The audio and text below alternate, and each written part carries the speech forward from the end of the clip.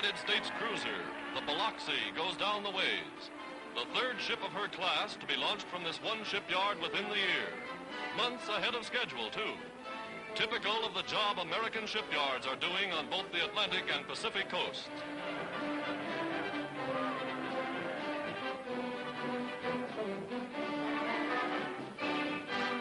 At another shipyard, the sponsors' party stands in pouring rain for the second christening. And the heavy cruiser Astoria goes to join the ever-growing United States fleet. Named for the old Astoria, which dealt death to the Japs in battles off the Solomon Islands, the new Astoria is one of the most powerfully armored cruisers afloat. American sea power, striking never-ending blows at the Axis.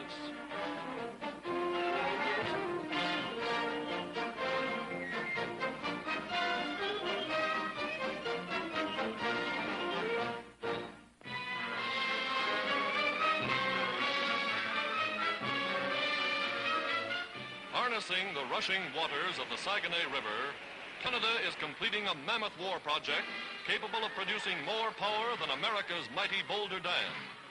Despite the icy cold Canadian winter, workmen are winning a gigantic battle against time and the elements.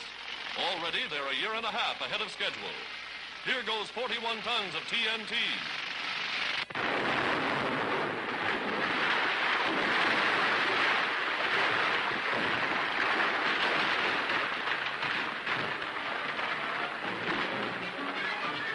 By the end of the year, the development will be generating more than 1 million horsepower.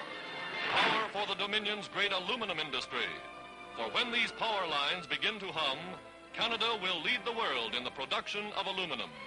750 million pounds a year for the United Nations war effort.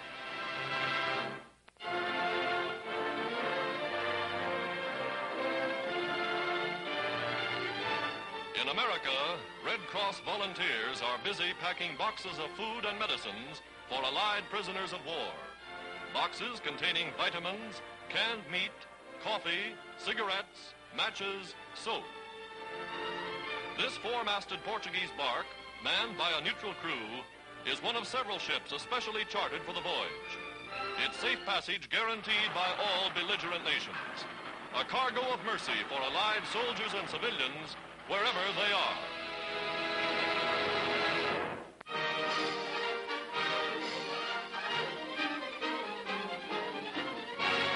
Once a year, Hollywood honors its brightest stars. Tonight, they also salute the 27,000 men of the cinema industry now serving in the armed forces. Now, Gary Cooper, voted the best actor for 1941, awards the prize for 1942. The winner, Jimmy Cagney, for his Yankee Doodle Dandy. From lovely Joan Fontaine, Irish-born Greer Carson wins the award for her unforgettable Mrs. Miniver, the new king and queen of Movieland.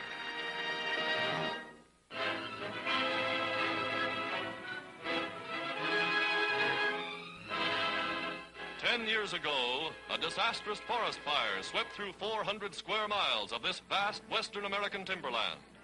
Thousands of great fir trees remain standing, stripped and blackened by the flames. Today, lumbermen are reclaiming these fire-blasted trunks, cutting them and getting them to market.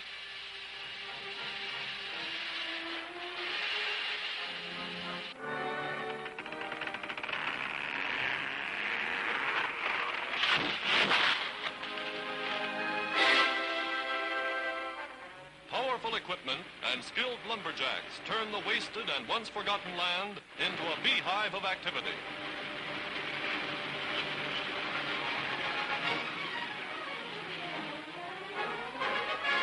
Giants of the forest, reclaimed from the dead, now on their way to serve the war needs of the nation.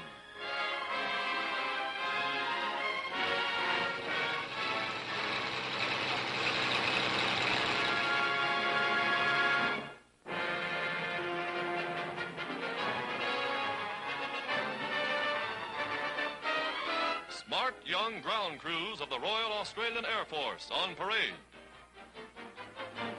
And now, these same young men dashing through the forest, swinging on ropes over obstacles and across ravines, learning to fight like commandos. All the rough and tumble of primitive jungle warfare, just in case they need it.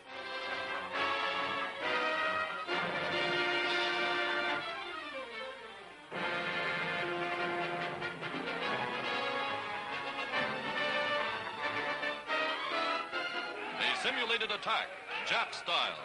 And the Australian airmen show the enemy they're as tough in hand-to-hand combat on the ground as they are in the sky.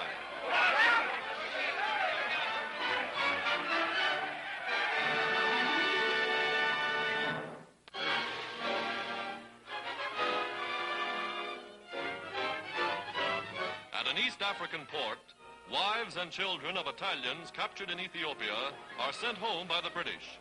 Italian ships, which brought out the colonists to found Mussolini's colonial empire, now take them back under the protection of the International Red Cross. For many of the youngsters, it will be their first view of the mother country. The United Nations have no war with women and children.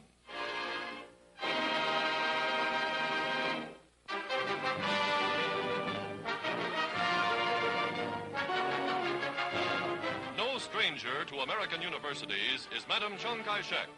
26 years ago, as Mei Ling Sung, she was graduated from this same Wellesley campus with highest honors. Today, as the wife of China's great leader, she returns to meet undergraduates, American girls just like those with whom she attended school. Wellesley is proud and honored to welcome home its most distinguished graduate.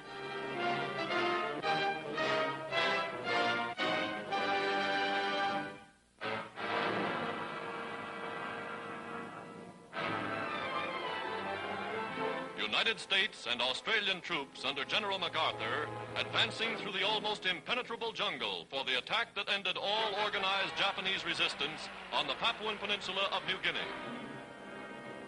Guns commanding a narrow beach, the Yanks move into position to cut off the Japs from the sea.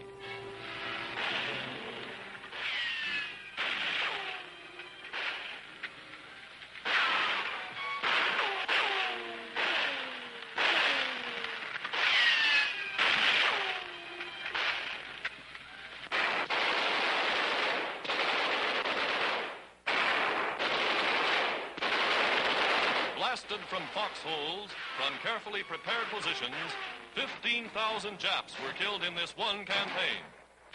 A Red Cross field hospital cares for Allied wounded. Fortified with modern sulfa drugs to prevent infection, most casualties will recover.